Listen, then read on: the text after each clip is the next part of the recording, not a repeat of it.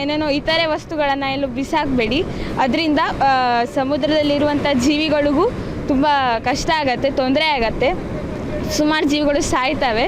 So ಇದು ನನ್ನ ಕಳಕಳಿ. ದಯವಿಟ್ಟು ಪರಿಸರವನ್ನು ಸ್ವಚ್ಛವಾಗಿಡೋಣ. ಆ್ಯಂಡ್ ಅದು ಸ್ವಚ್ಛವಾಗಿದ್ದರೆ ನಾವು ಸ್ವಚ್ಛವಾಗಿ. ನಮ್ಮ ದೇಶ ಬೆಳೆಯುತ್ತಾ ಇದೆ. ಆರ್ಥಿಕವಾಗಿ, ತಂತ್ರಜ್ಞಾನದಲ್ಲಿ ನಮ್ಮ ದೇಶ ಮುಂಚೂಣಿಯಲ್ಲಿರುವ ರಾಷ್ಟ್ರವಾಗಿದೆ. ಈ ವೇಗವನ್ನು ನಾವು ನಮ್ಮ ಮನಸ್ಸಿನಲ್ಲೂ ಕೂಡ ಅಳವಡಿಸ್ಕೊಳ್ಳಬೇಕು. ಯಾಕಂದರೆ ಇದೇ ವೇಗದಲ್ಲಿ ನಾವು ಪ್ಲಾಸ್ಟಿಕ್ ಅನ್ನು ಬಳಸದೇ ಇರುವಂಥ ಒಂದು ಸಂಕಲ್ಪವನ್ನು ಮಾಡಬೇಕು. ಯಾವುದೇ ಒನ್ ಟೈಮ್ ಯೂಸ್ ಪ್ಲಾಸ್ಟಿಕ್ಕನ್ನು ನಾನು ಬಳಸುವುದಿಲ್ಲ ಅಂತ ನಾವು ಪ್ರತಿಜ್ಞೆ ಮಾಡಿದಲ್ಲಿ ಈ ರೀತಿಯ ಕಾರ್ಯಕ್ರಮಗಳನ್ನು ನಾವು ತಡೆ ಹಾಕಬಹುದು. ತಾವು ತುಂಬ ಕಾಳಜಿ ವಹಿಸಬೇಕು.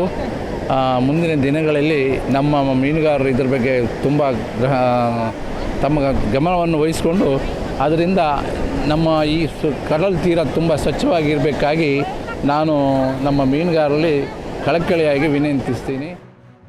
को कहीं भी फेंकने की आदत करते हैं, जिससे पूरे हमारे मानव जी ही नहीं पूरे के पूरे प्राकृतिक जीवियों को हानि पहुंचता है. और जब प्राकृतिक पूरे हमारी विश्व के प्राकृतिक जीवी जब नहीं रहेंगे तो मानव कहीं भी नहीं रहेगा.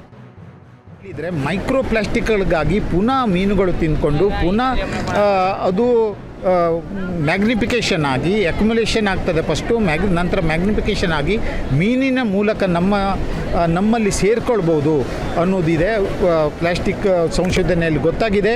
ಅದಕ್ಕೂ ಪ್ಲಾಸ್ಟಿಕ್ ಮುಕ್ತ ಸಮುದ್ರ ಭಾರತವನ್ನು ಮಾಡಬೇಕು ಅಂತ ಹೇಳ್ಕೊಂಡು ಈ ಕಾರ್ಯಕ್ರಮ ಮಾಡ್ತಾಯಿದ್ದೇವೆ.